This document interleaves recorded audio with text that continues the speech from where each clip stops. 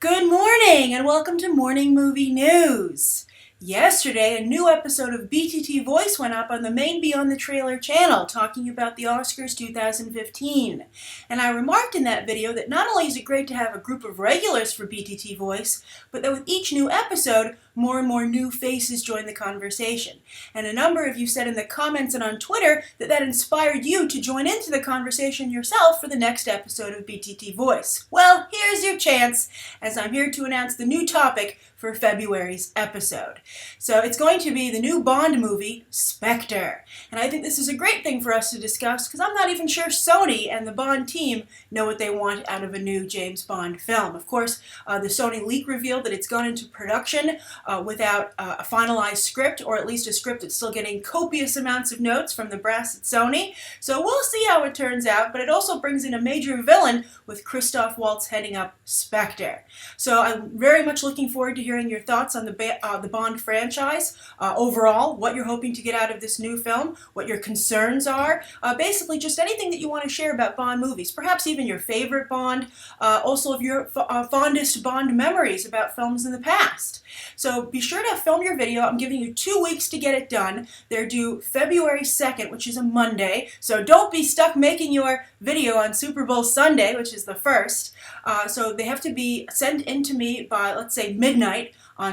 So as soon as the clock becomes February 2nd, you've missed the deadline. And of course it'll be a roving deadline, so it's approximate because I want to account for BTT's global audience as you're seeing in these BTT Voice episodes. We get videos from all over the world, and it's just a really wonderful thing to be able to put up, and I'm so glad so many of you are participating, and I look forward to the regulars, and I look forward to seeing new faces. So this is the way you submit. You record an approximately 30-second length video. Please don't go too far over 30 seconds. I know you don't have to be on the dot, but please keep it there because it's just too much work for the editor to go through all of that. Clayton, he has to go through all the videos, and if you give him too much, the video is just never going to get completed. So it's not only nice to Clayton, but it's fair to all the other people who are submitting videos.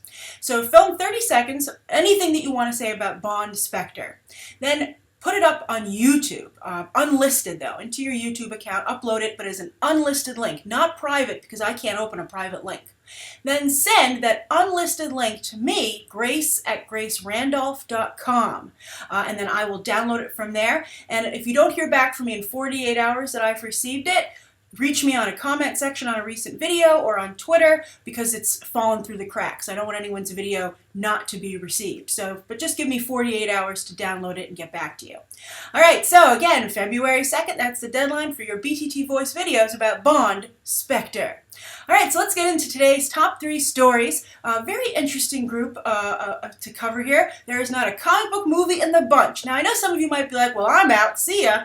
But they're very interesting stories, so I hope you'll stick around, or at least, for the horrible Strangers on a Train news, which really annoys me. But I want to start out with something that's kind of comic booky, to kind of cleanse your palate, kind of ease you into the non-comic book news, and that's Edgar Wright. Now, of course, Edgar Wright's been in free fall since Marvel let him walk away. It was his own choice to leave Ant-Man, but at the end of the day, you have to realize that Marvel Studios was like, bye-bye, we're Marvel, we'll find someone else. And then they really couldn't, and they got stuck with Peyton Reed. And we'll see how it turns out. But then Star Trek didn't want Edgar Wright either. They were considering him to take over the franchise, but they went with John Chu from the Fast and Furious franchise. Very, very interesting choice, but perhaps I think the right one for Star Trek. But unfortunately, Edgar Wright is left without a movie. So since nobody else will hire him, he's decided to hire himself again. And that's fair, considering Edgar Wright has largely been self-employed for most of his career, with the exception of Scott Pilgrim, and that didn't work out so well. But I have some concern that he's making a new Scott Pilgrim. Now, not only is Scott Pilgrim a big red flag for this project, but also Drive from Nicholas Winding Refn and Ryan Gosling.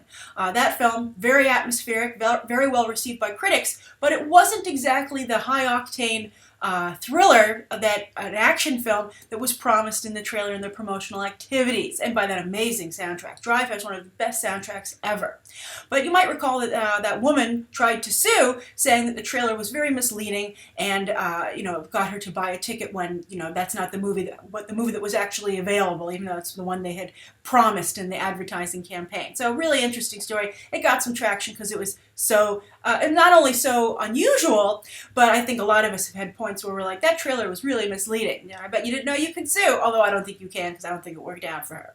But anyway, the reason I bring up Drive is that's pretty much what Edgar Wright is doing. He's remaking Drive. And the question is it going to be more commercial or just the Scott Pilgrim version of Drive, which could be cool. Scott Pilgrim had amazing action sequences. It's a little too long as far as the film goes, but the action was really impressive. When I watched that movie, I was like, wow, Edgar Wright can direct an action sequence. And that's why I had such high hopes for his work on Ant-Man. But alas, we'll never see that.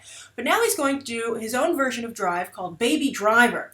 And it's about a getaway driver who uses music to give him that extra edge. I guess maybe, it's like putting on your Walkman or your iPad, Walkman. Although Sony has reinvented the Walkman, right, as we've all seen. But I guess when you think of like Hollywood and music, that's kind of like I don't know, maybe Guardians of the Galaxy is putting it into my head. Such a weird choice of technology to choose there. Maybe because I hardly ever listen to my iPod.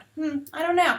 But anyway, maybe he's listening to an iPod. But anyway, this is Edgar Wright's movie is about a getaway driver who uses the soundtrack to make him do really cool things. So I don't know if he has superpowers. I don't think so. We'll see. But it could be very interesting. Now, who got the role? Well, this is really fun. It's Ansel Elgort. Now, he, of course, lost out on the Pirates of the Caribbean 5 gig. That went to Bretton Thwaites. I think that was a huge mistake on Disney's part.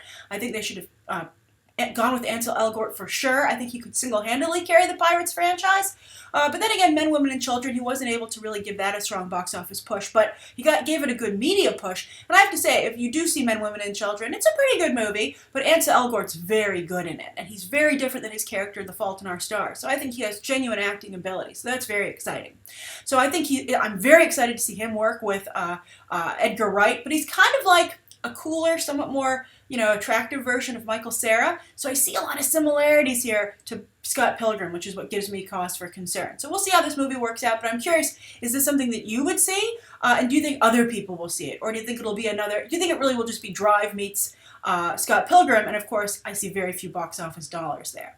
And Edgar Wright's got to start making some solid hits if he wants anyone else to ever hire him.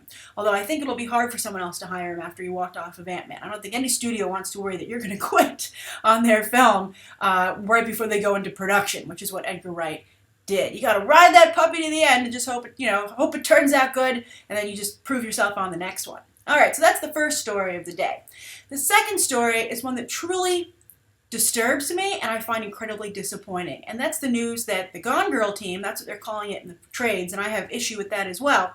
But the Gone Girl team of David Fincher, Gillian Flynn, screenwriter, who turned screenwriter, she wrote the Gone Girl novel, and Ben Affleck are going to remake Alfred Hitchcock's Strangers on a Train. And I'm just appalled. Now, granted, I think that Gone Girl was a very Hitchcockian film, and I think that if Alfred Hitchcock were to see that film, he would be impressed. I mean, it even had a Grace Kelly and Rosamund Pike. So the first thing that bothers me about this is that Rosamund Pike isn't considered part of the Gone Girl team.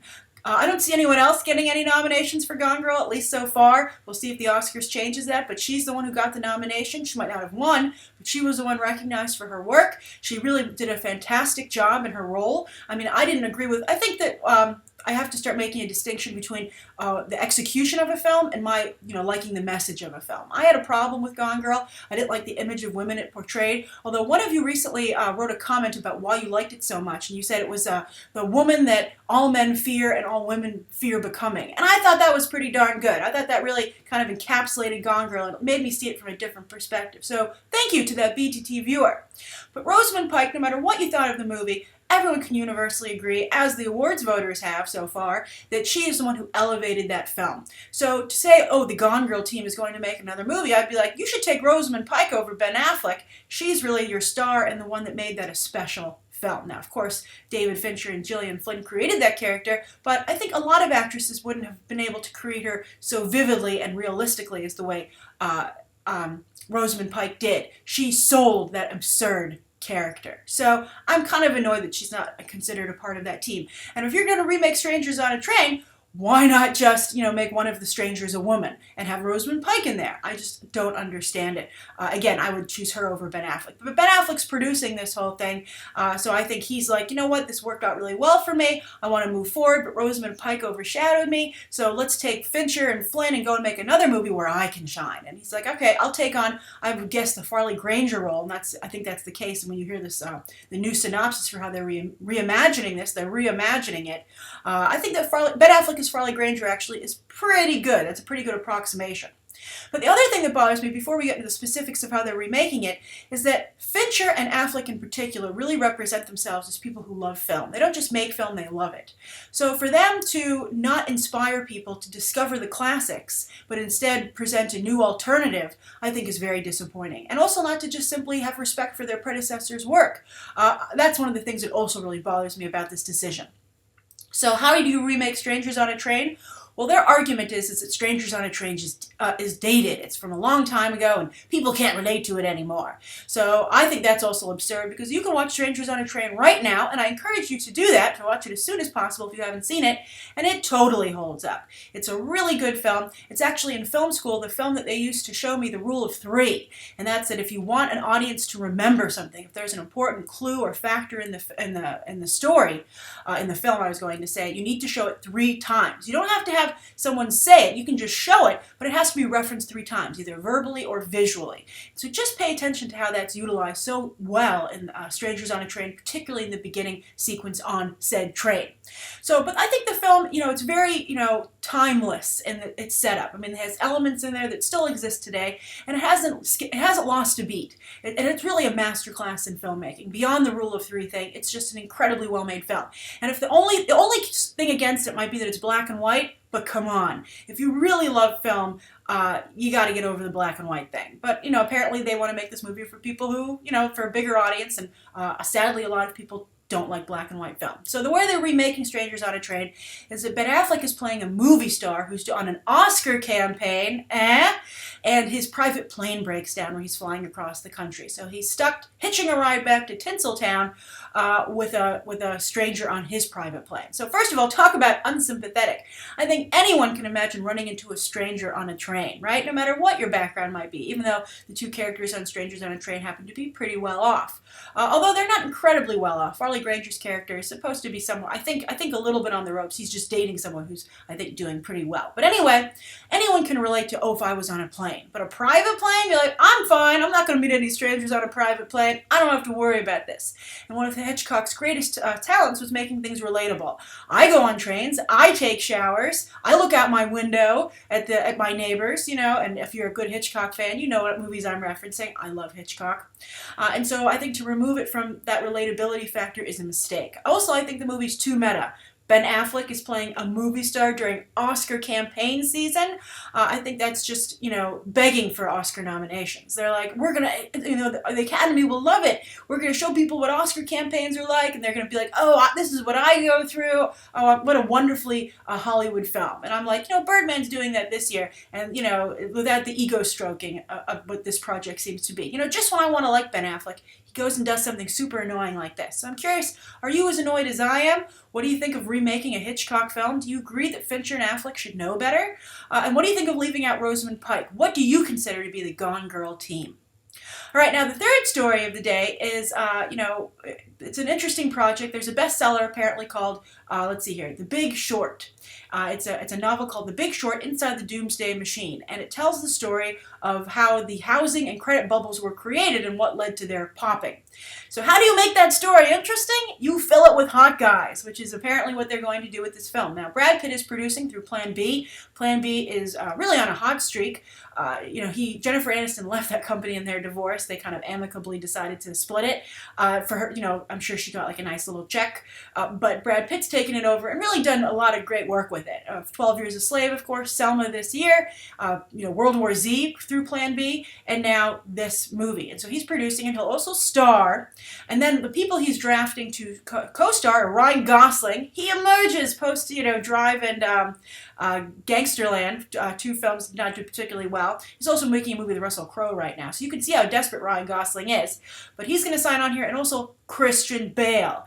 His first movie, apparently after Exodus, that was blew up in his face, and then of course dropping out of the Jobs film twice with Aaron Sorkin.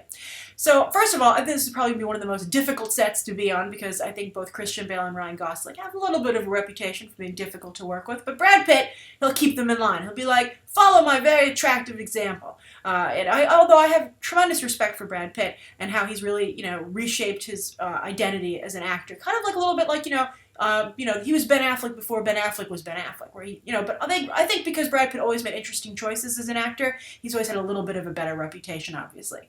Very, very strong sensibility for what kind of films to make.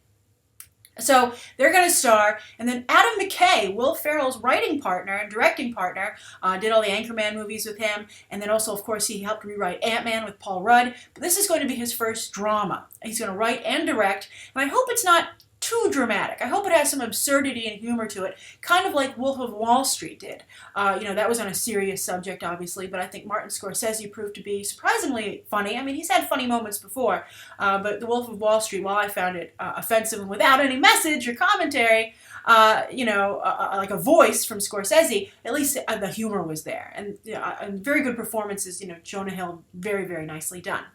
So I think that this sounds like an interesting project, but I just really don't know if you can make this topic compelling. And also, I would say the news failed to fully explain to us that the housing and credit bubbles, so let's see if Hollywood can do any better. All right, so that's today's morning movie news. Thank you so much for tuning in. Please write what you think of today's top 3 stories down below in the comments, and also any questions that you would like to see answered here on the show tomorrow or on a episode to come soon. Just because you don't see your question answered the next day doesn't mean I haven't banked it for a future episode. All right, thank you so much, and have a nice morning. Bye.